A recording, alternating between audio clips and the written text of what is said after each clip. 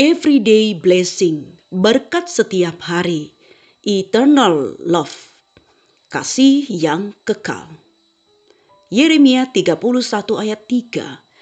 Dari jauh Tuhan menampakkan diri kepadanya. Aku mengasihi engkau dengan kasih yang kekal. Sebab itu aku melanjutkan kasih setiaku kepadamu. Memahami siapa Tuhan dan bagaimana Dia mengasihi manusia yang berdosa dengan kasih-Nya yang kekal merupakan dasar bagi kehidupan yang penuh dengan pengharapan. Namun, juga penting bagi kita untuk mengakui siapa diri kita sebenarnya. Manusia sangat dikasihi Tuhan, terlepas dari semua kesalahan dan kegagalan yang pernah kita buat. Tuhan sudah tahu segalanya tentang kita. Dia hanya ingin kita jujur kepada diri kita sendiri.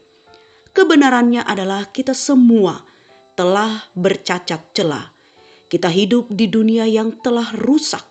Roma 3 ayat 23 mengatakan, karena semua orang telah berbuat dosa dan telah kehilangan kemuliaan Allah. Jauh di lubuk hati kita semua tahu ini. Tidak ada seorang pun yang sempurna.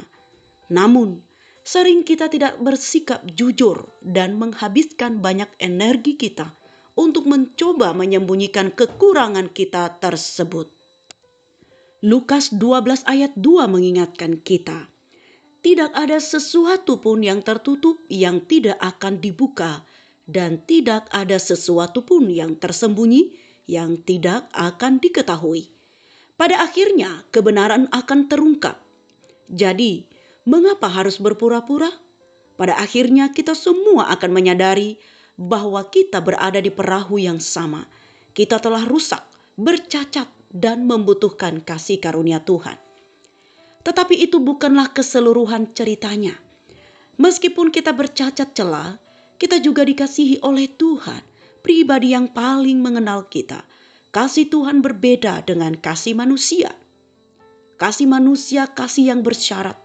Sebaliknya kasih Tuhan tanpa syarat dan diberikan dengan cuma-cuma. Yeremia 31 ayat 3 mengatakan, dari jauh Tuhan menampakkan diri kepadanya. Aku mengasihi engkau dengan kasih yang kekal, sebab itu aku melanjutkan kasih setiaku kepadamu. Apapun yang terjadi, Tuhan tidak akan pernah berhenti mengasihi kita.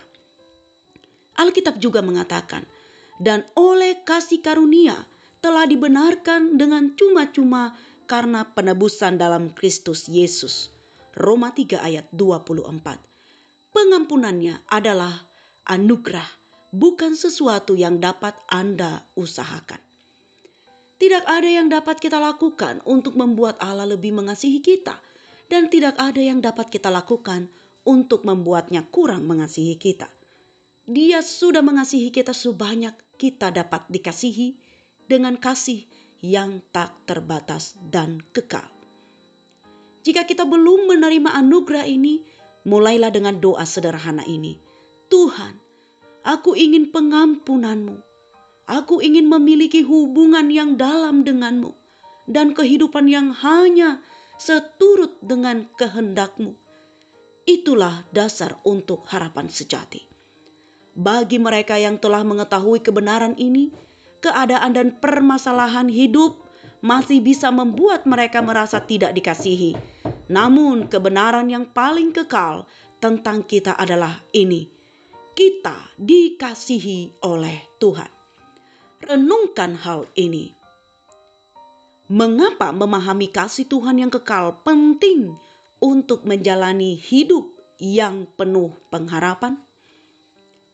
Bagaimanakah memahami perbedaan antara kasih Tuhan yang tanpa syarat dan kasih manusia yang bersyarat akan mengubah hidup Anda?